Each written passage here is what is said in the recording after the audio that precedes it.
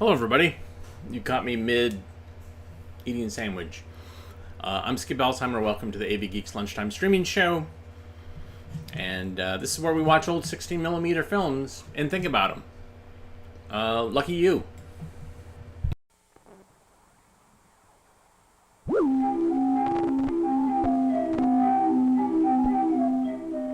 Nowhere will you see anything to compare with this, the greatest show on earth.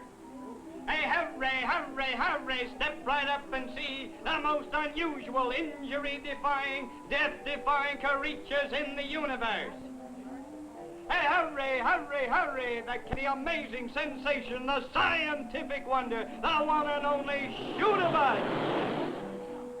Come and see the Burn-a-Bus, defying wonder of the world. Step right up, ladies and gentlemen, see the hurtling hit-a-bus, the unheardable hindrance to highway happiness. Hey, hurry! Hurry, hurry, and learn the secret of the tantalizing tent of mystery. Step right up, ladies and gentlemen, the show is about to begin. Well, you'll certainly have to admit, this is a strange assortment of, well, they are creatures. Look at that crazy cutopus. Not even scratched. Sure, but look closer. Steel for skin. No wonder it doesn't have to worry about getting cut by open jackknives or jagged metal. But take a human being's skin. Soft, flexible, better than tissue paper. That's why a human being has to play it safe. Always cuts away from himself. If the knife slips, no damage is done. He keeps his fingers well away from the edge of a knife, behind the blade, behind the business end or edge of any sharp tool. And he knows there's no better place for a sharp tool when it's not being used than in a rack, up and out of the way. And what's good for tools in a workshop is also good for knives in kitchens. In fact, for anything sharp or pointed. Use properly, store properly. That's the way to protect tissue paper skin. Lucky cutopus. No cuts, no punctures, no need to remember safety rules about the use of knives. Uh-oh.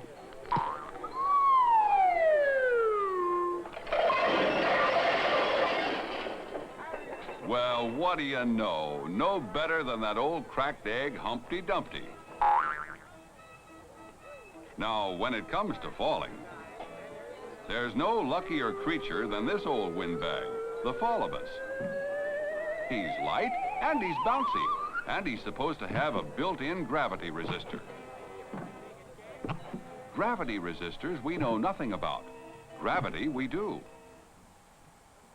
Take a boy up in a tree, about 20 feet, about as high as an upstairs window of a home. Falling from this height, he'd land at a speed of 25 miles an hour. Why? Gravity. That'd be just like going as fast as he could on his bike and then crashing into a solid brick wall. And funny thing, sometimes a 1-foot fall can be just as bad as a 20-foot fall. Ah, so what, and so why care, says our flouncing friend. It can well feel this way about falling. It can bounce. So, it never gives a single thought to the dangers of standing on a wobbly rocking chair, or climbing up on rickety boxes, or using a stepladder with a broken step, or stepping on a dead branch. Yes, lucky fallibus, it can float in air. But we can't. We have weight. Another thing, we have bones, about 200, all shapes and sizes. Treat them rough, and they crack or break. No wonder a human being is careful about climbing, whether a few feet off the floor or quite a few feet off the ground. What he stands on has to be sturdy, and no chance of it slipping. For instance, a ladder is safe for climbing only when the feet are firmly anchored. or when someone holds the ladder. Sure, it's simple. What safety rule isn't? Then there's this tricky thing called balance. Just a matter of keeping weight evenly distributed. Now, as long as this boy stands straight, he's safe. Now he's slightly off balance, and he'd better be careful. Leans way out, and he's in trouble. He's top-heavy. He loses his balance. One crash landing. So instead of reaching way out, a human being moves the ladder to a new spot and leaves flying through the air to the birds. But this business of keeping one's balance is just as important on the ground as it is off the ground. That's why this sort of thing spells danger in capital letters. Same here. Yes, big things, as well as small things. Same with school books, a toy truck, a baseball bat, one of Dad's garden tools. Whatever it is, if it's lying around where people walk, it's dangerous. Of course, all this is a bunch of nonsense to the Fallibus, who has never tripped over anything in its life. Couldn't if it tried.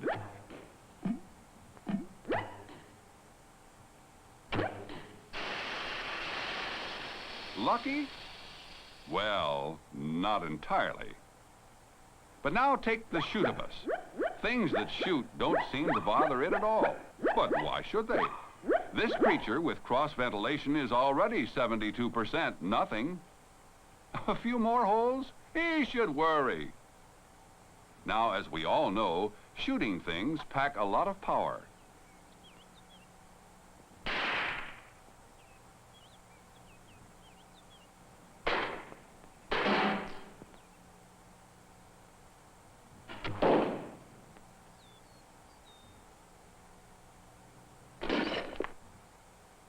This kind of power can be mighty rough when it lands on human beings, who are made up of complicated and delicate organs, tubes, and tissues.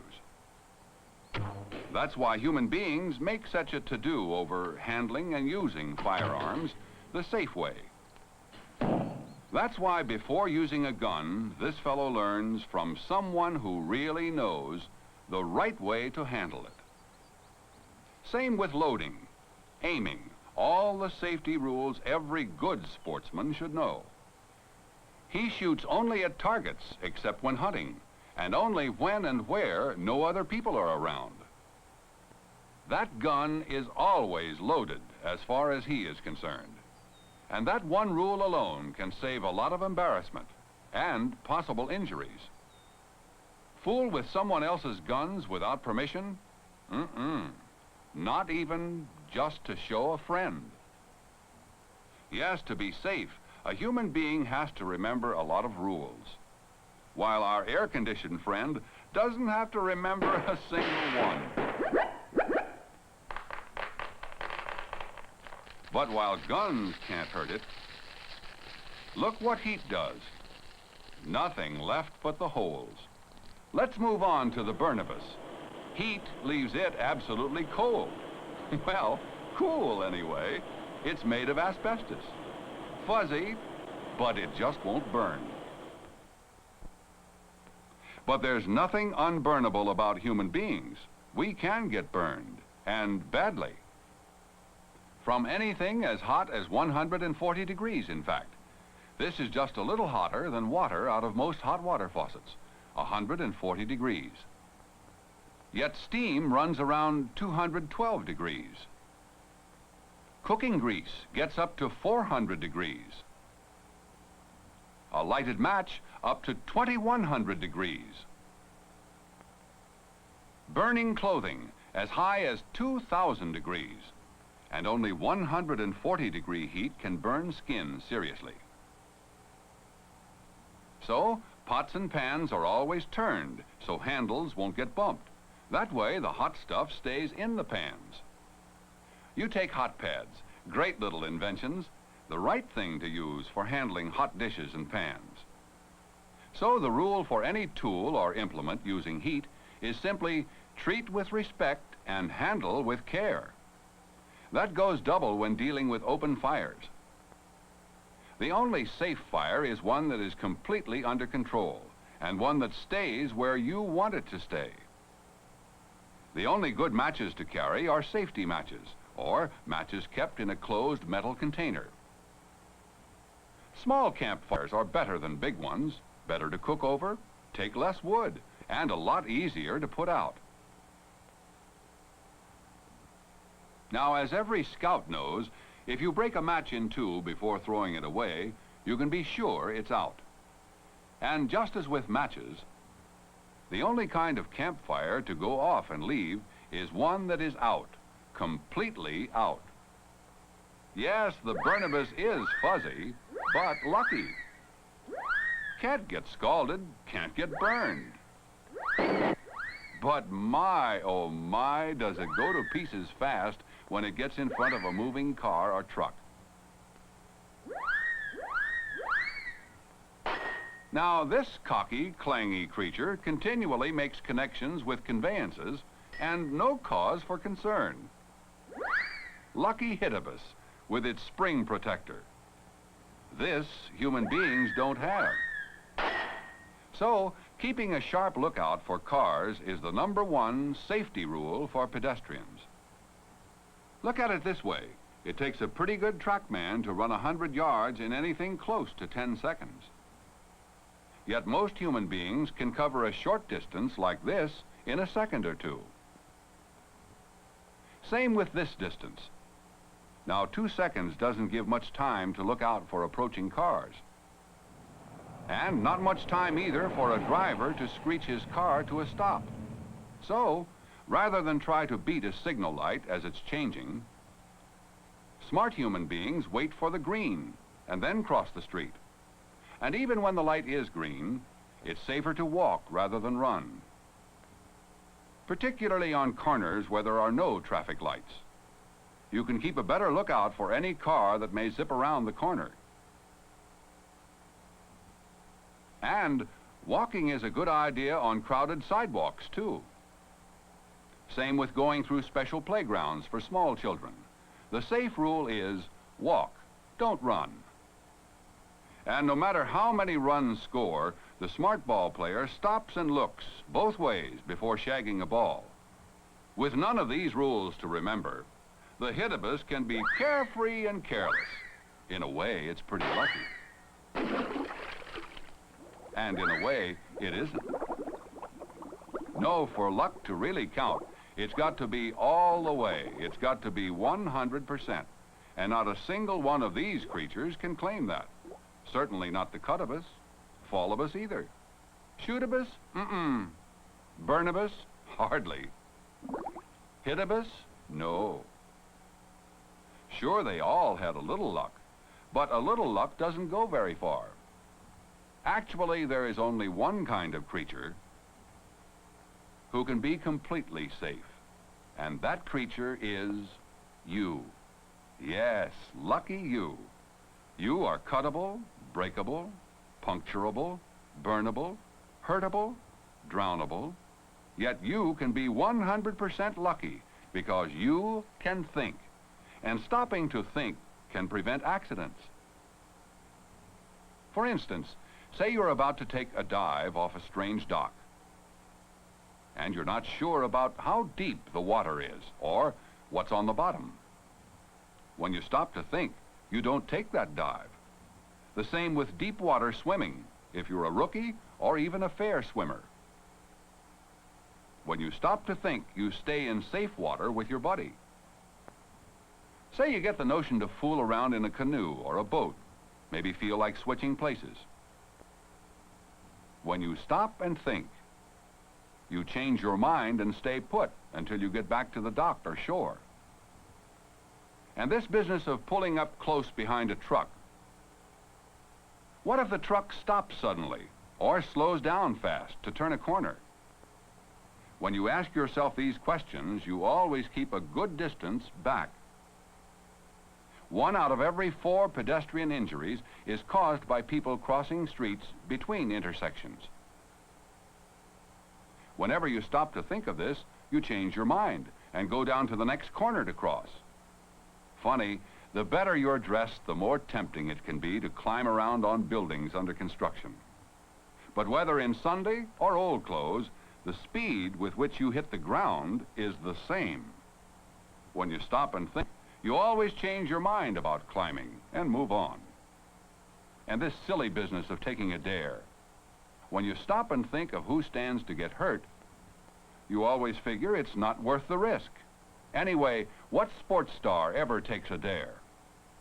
All of a sudden, it may seem like a good idea to throw something, say a rock. Where will it land? How can you be sure? Even big league pitchers throw wild once in a while. When you think about it a second, you drop the rock and go on your way. Take aiming a gun at someone in fun.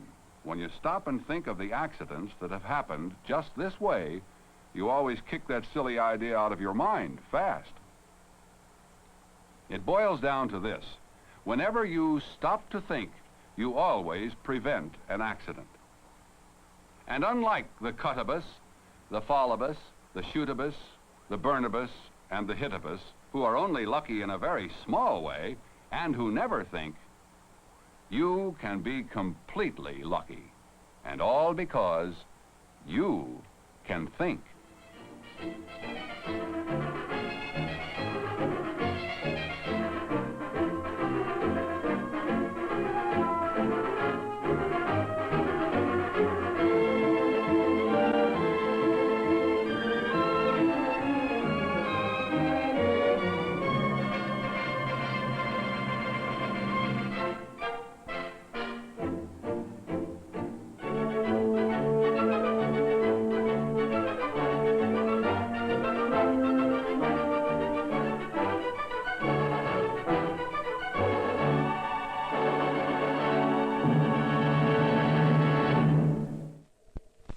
May I point out, beer lovers, that refrigerators are difficult to carry and may contain ordinary beer, while this 12-pack is easy to carry and always contains less filling Lucky Light.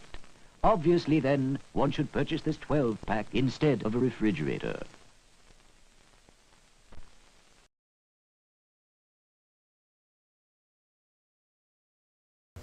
So obviously, it's Friday the 13th, and so I'm showing you some things that we've seen before, but deal with luck and superstition, and not a particular slasher franchise. I might have in hindsight, I might have a Friday the 13th trailer. Let me see if I can dig that up. But in the meantime, this film is clipped, but it's still pretty great. This is Science and Superstition. Enjoy.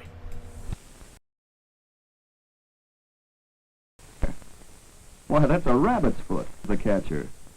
But Alan seems to believe the rabbit's foot will bring him good luck, while George, the catcher, thinks it's just a superstition.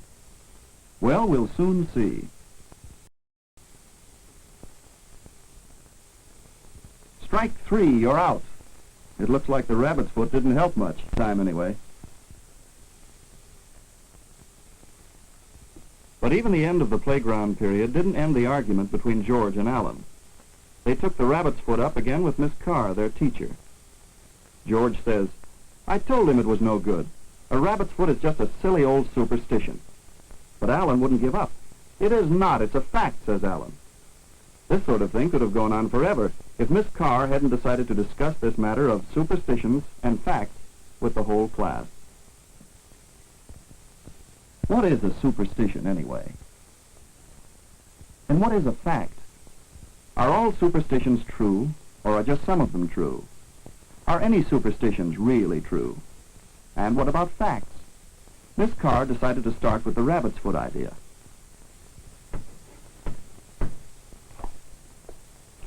Now, George tells me he thinks this is a superstition. Now, who thinks he can tell me a fact, or something he believes is a fact? Yes, Alan?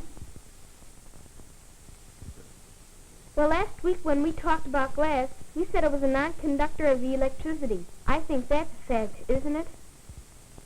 Oh, we did talk about that, and we can add that to our list.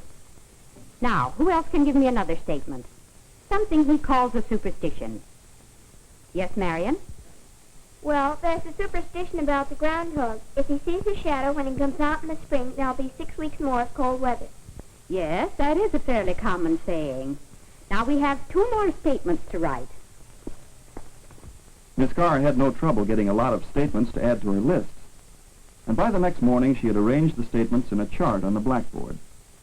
The class had mentioned 8 items in all, and from these they had chosen 6 statements for class discussion. First, there was the original rabbit's foot idea. A rabbit's foot brings good luck. Next was an example of a fact. Glass is a non-conductor of electricity. Then, if the groundhog sees his shadow on the 2nd of February, there will be 6 more weeks of cold weather. Miss Carr asked George to hand out individual record sheets so everyone could study all the statements very thoughtfully. Somebody had suggested the statement, "A pint of milk weighs more than a pint of cream." Then there was the idea that hot water will freeze quicker than cold water. And last on the list was, water expands when it freezes. Miss Carr asked everyone to think about each statement and to check off each one on the list. This would give each pupil a record showing, "I believe that statement," "I do not believe this one," "I'm doubtful about this," and so on. Very quickly, everyone completed the lists of the 6 statements the class had chosen. And now Miss Carr could add up what the whole class thought about each statement, from the rabbit's foot idea, clear on down the line to the end. These are the opinions of the whole class. Now that we've recorded our opinions, I think we should investigate to find out whether or not our opinions are based on good reasons. First, how about a rabbit's foot? Will carrying one bring good luck? It seems to me there's one way to find out. Alan, Yes, Miss Carr.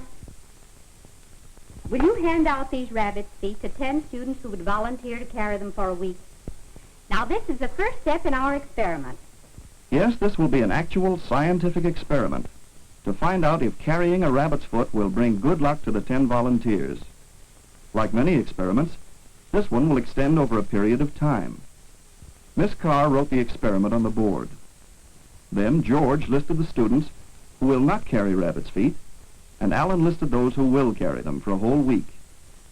At the end of the week, each student will report what happened. Meanwhile, Marion wrote on the board the names of her group. Their job will be to look up weather reports, to find out if the groundhog seeing his shadow really governs the weather.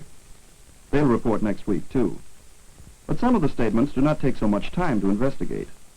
We can test this statement right away. Glass is a non-conductor of electricity. First, Alan and Larry test their batteries and circuit. It's all right, the bulb lights up. And if a metal rod is put in the circuit, it lights again.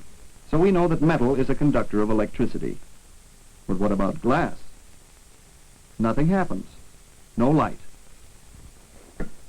Now, do you believe that glass is a non-conductor of electricity? There's no doubt about it now, because our experiment proved that statement to be a fact. While Alan put away the electricity experiment things, Miss Carr recorded the result. Now the students were basing these new opinions on evidence, experiments, and reasoning. It wasn't just guesswork anymore. A week later, Marion and her group were ready with their report on the groundhog statement. And while Marion was copying her records, Miss Carr called for individual reports on the rabbit's foot experiment. Alan was first. I was one of the 10 who carried a rabbit's foot. I found a quarter last Saturday. I call that good luck. I didn't carry one. On Wednesday, I won the school poster contest, and on Thursday, I got a pretty low mark in history. I guess that's good luck and bad luck. I did carry a rabbit's foot. The only unusual thing that happened was that this could be called good luck or bad. One by one, all the pupils reported on what had happened to them during the week. And they finally agreed that carrying a rabbit's foot doesn't really affect the daily events of their lives. So their experiment proved the first statement to be just a superstition. Marion, would you like to give the report for your group now? Well, we studied the United States weather reports for the last 10 years for our state. Then we organized our material. And this is a good job of research. For every Groundhog Day or February 2nd, the weather was listed. If it was fair, the groundhog would have seen his shadow. And if it was cloudy, he couldn't have seen his shadow. But shadow or not, the temperature never varied more than 2 degrees from normal. The groundhog had nothing to do with spring weather. When we seek to answer our questions by observation and research and experimentation, as we have been doing, we are using the scientific method.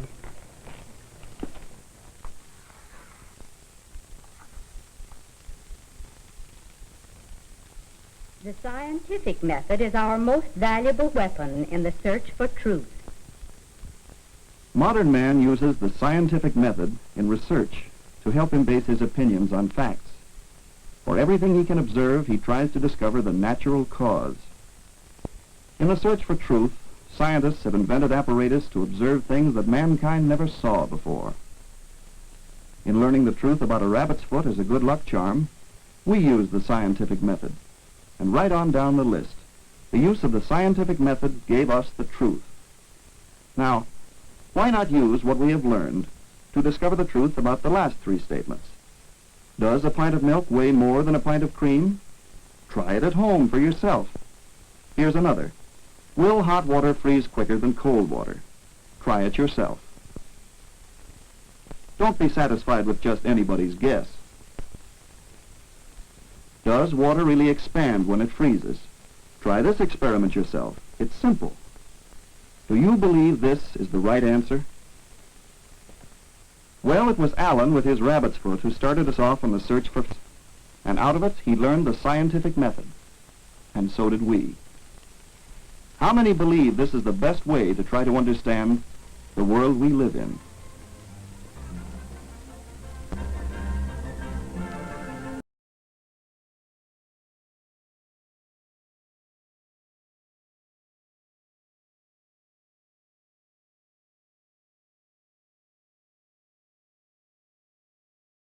Almost there. Almost. Hold on. So close. May I point out, beer lovers, that refrigerators are difficult to carry and may contain ordinary beer. 1, 2, 3, 4, 5, 6, 7, 8, 9, 10, 11, 12. Friday the 13th. You may only see it once, but that will be enough. Friday the 13th, rated R.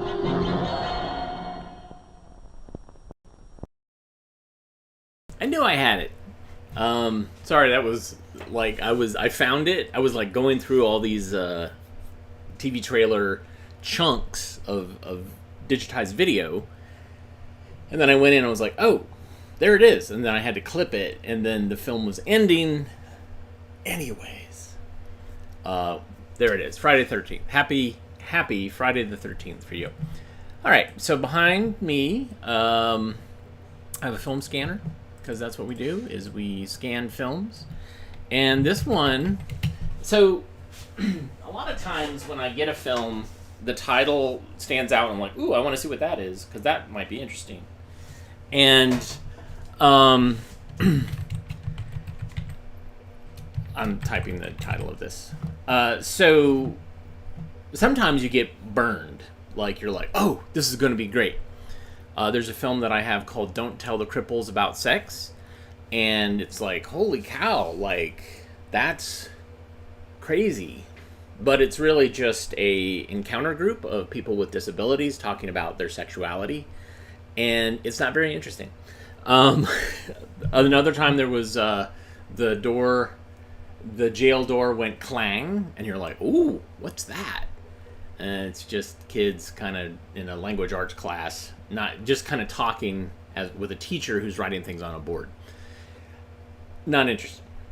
And then the opposite, of course, is the film The Story, which is, it's like, whoa, what is that, like an English film about like the story, what a story is, and the development of a story, and then you realize like, oh no, it's a young Matt Groening telling a story, bedtime story, to his sisters Maggie and Lisa, as filmed by his father Homer, and you're like, holy cow, that's crazy. Anyways, this film,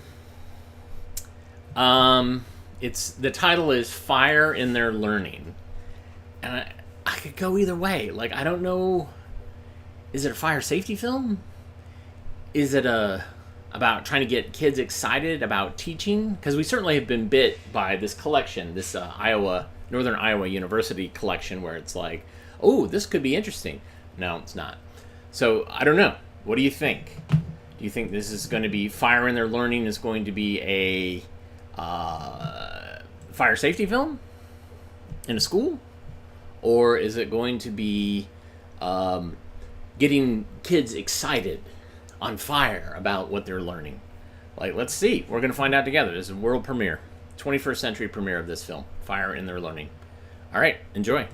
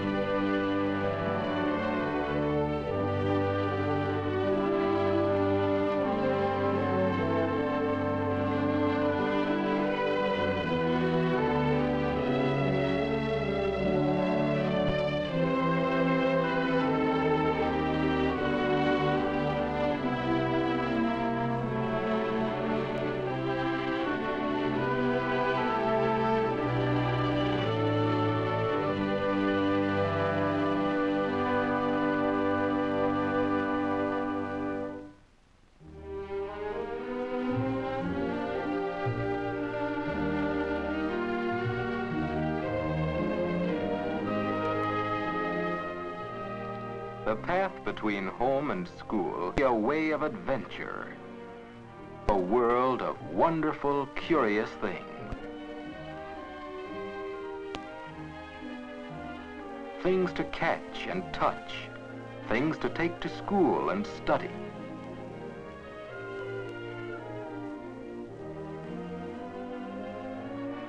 Children bring their interests and their questions to the classroom and to their teacher. Will she see in them opportunities for significant and meaningful teaching? How can individual differences be respected? How can self-expression be encouraged? How can the roots of each young personality be nourished with warmth and understanding? How can she be sure all of this will be done? There are so many skills to be mastered, so few hours in which to teach them. This is the story of a fourth grade teacher and her pupils. It begins one day on the playground.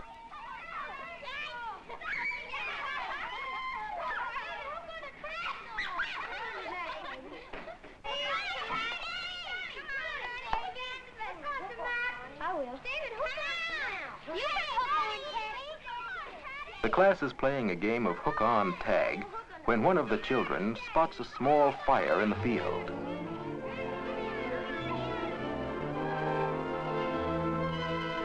The teacher sends two children to notify the principal.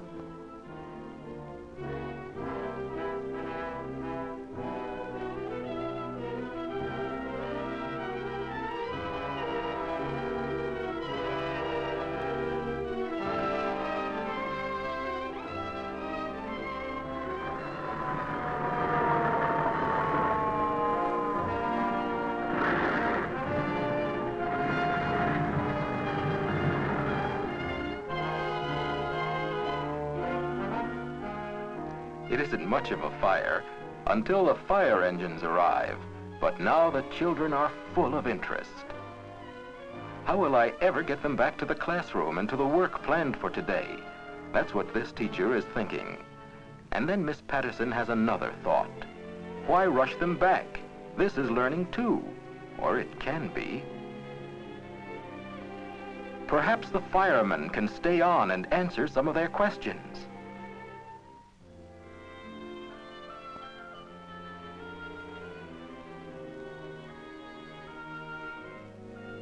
The firemen quickly put out the fire.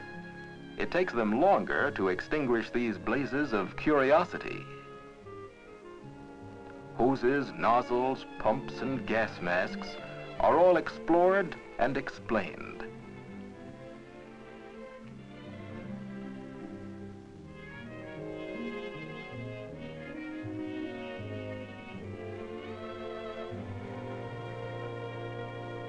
Back in the classroom, talk of the fire, the firemen, and the fire engines continues. Now the teacher has a decision to make. Shall she shut off all the talk of the fire and try to switch the interest to the work originally planned? No, we can continue this discussion, Miss Patterson decides. This interest in fire can open the door to many other basic learnings. Seems to be a lot of interest in this fire.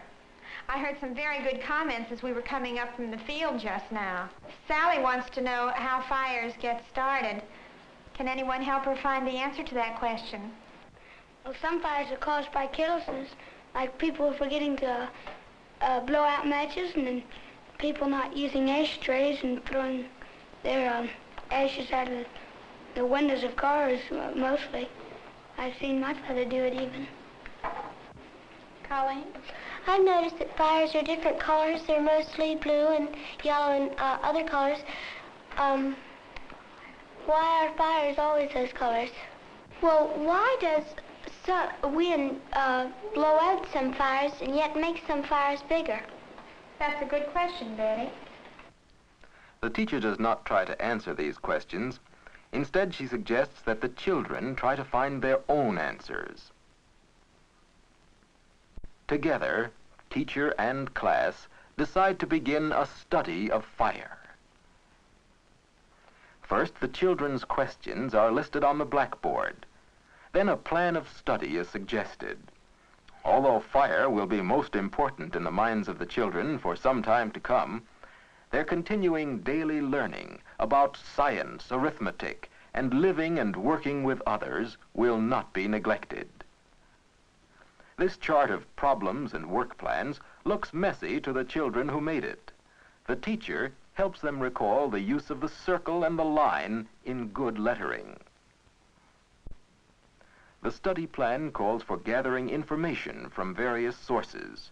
Books, easy and difficult, are checked out of the school library or brought from home for a classroom collection.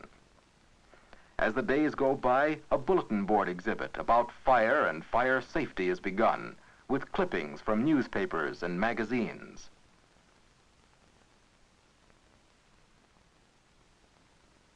The teacher encourages individual reading and investigation, as well as work by small groups.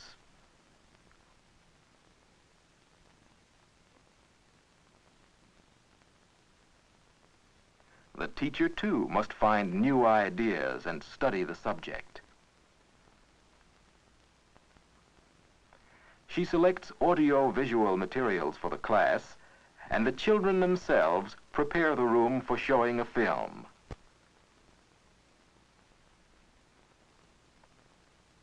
In this film, they learn about fire safety in the home.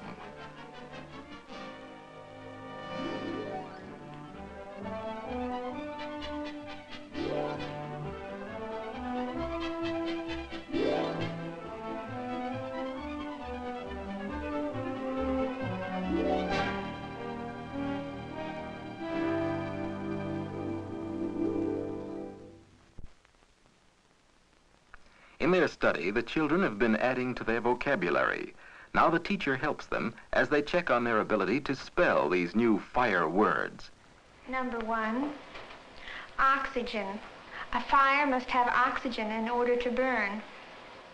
Oxygen. 2, dust. Dust burns very readily. Dust. Reading, spelling, and now another basic skill. The children write letters to their parents asking permission to visit the museum. Miss Patterson encourages each child to do his best unaided, but she knows when help should be given.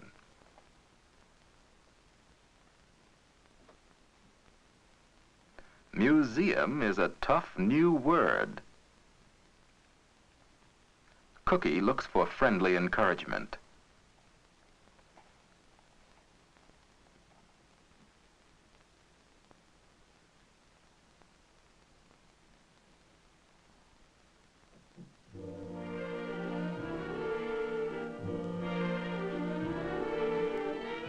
Not all learning develops in the classroom, nor is it achieved by words alone. The Campfire Committee collects materials and puts on a demonstration for the rest of the class. The committee decides to build 3 kinds of fires, one for cooking, one for warming, and another just to keep off wild animals when you're in the forest.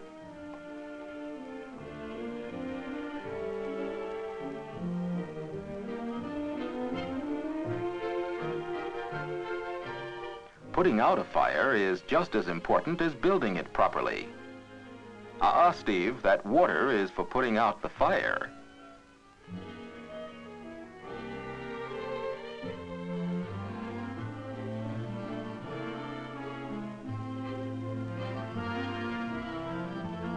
The teacher is alert to see that the attention of the group does not stray. When she notes distraction and interest seems to lag, she brings the demonstration to an end.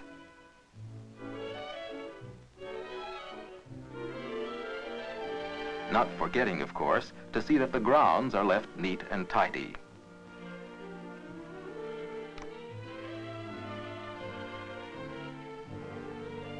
Each pupil has his job to do, as an individual or as one of a group.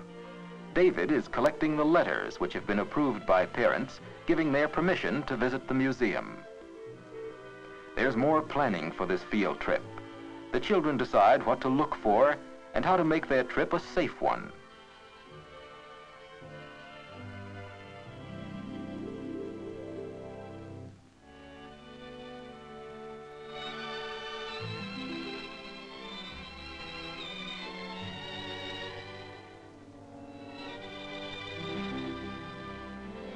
From this rich source of information, pupils and teacher learn how other peoples use fire.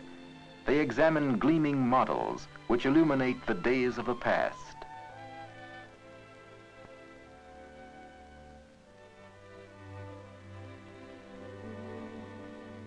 The children look and sketch, and they take their drawings back to the classroom.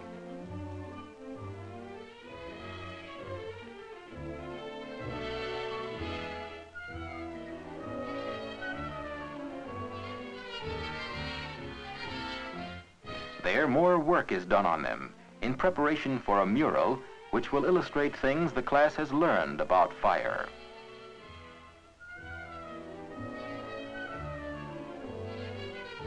But there are problems: how to divide the space, how to determine the proportions. After searching for solutions on their own, they realize their need for skilled help, so the art consultant comes to work with them.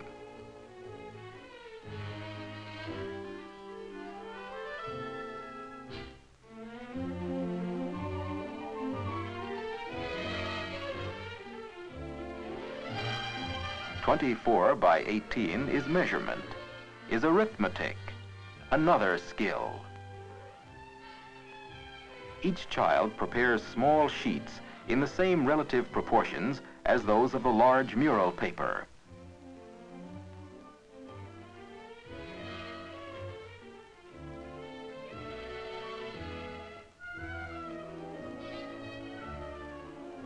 the children learn more about primary colors and experiment in mixing them to make new colors. Guide sketches are prepared. Fresh colors are mixed.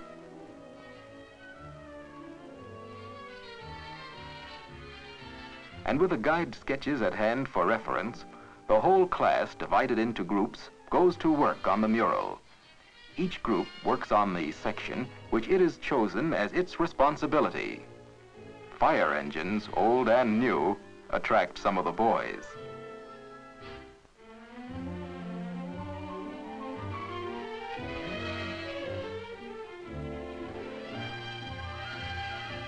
The science of fire has also been part of the study. Now a group practices a demonstration of the fire triangle. This is the fire triangle. Without these three things, heat, air, and fuel, you will not have a fire.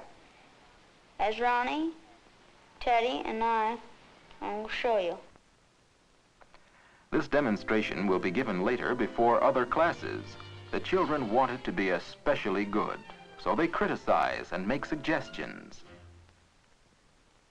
Does anybody have any suggestions to make to Graham and his group that would make their demonstration a little bit better?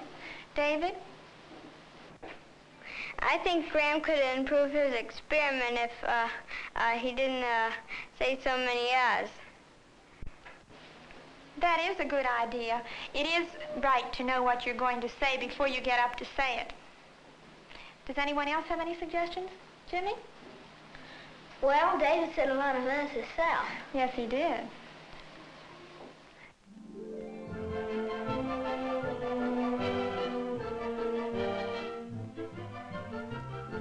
In their study, the children have learned much about fire, how it can help, how it can harm, how it can be controlled.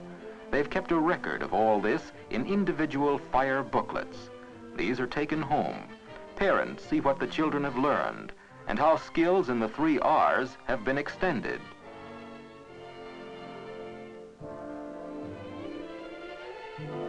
Ronnie's father has seen his booklet. He's glad to help Ronnie apply at home some of the things he has learned at school.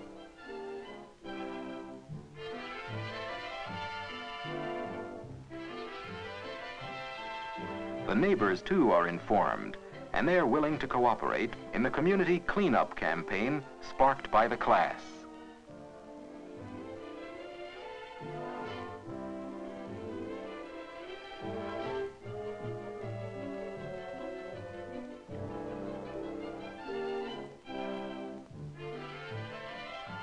At home, in the community, and at school, the children apply their new knowledge. Here they are designing badges for a newly organized school fire patrol. In the days to come, there may not be another brush fire, but this teacher will find some other opportunity for focusing the interest of her group on a different area of study.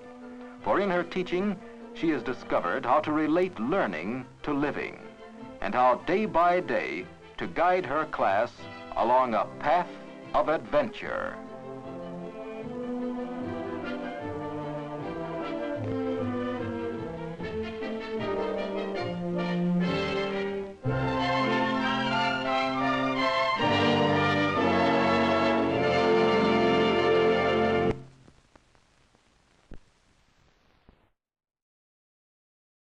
So I have a meeting I have to go to, a Zoom meeting, but of course I have to show this. Thanks everybody for tuning in. Hit the thumbs up.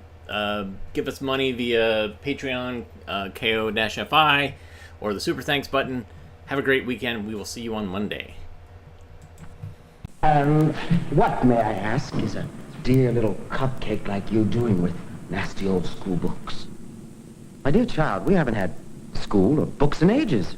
No school? Really? Why don't you get rid of that school book? You can drop them in here.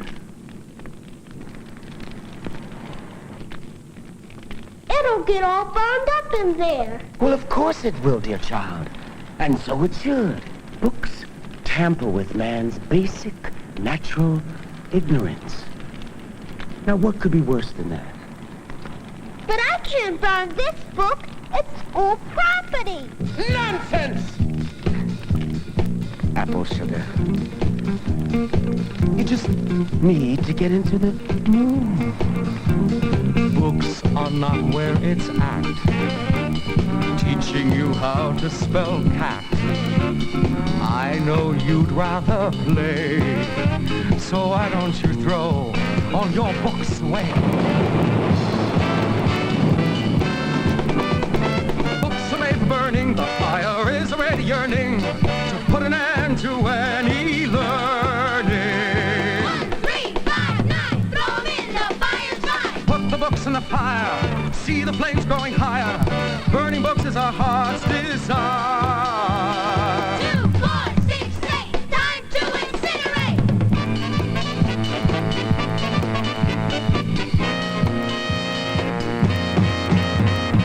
Books will not make you wise, and reading's bad for your eyes.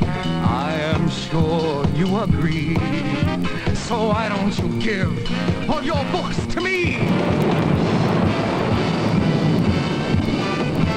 Books are made for burning. Fire is already yearning to put an end to any learning.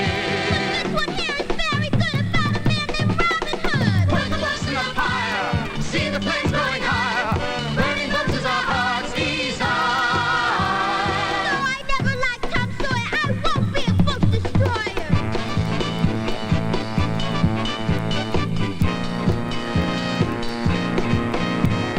Books can only confuse, teaching you things you can't use.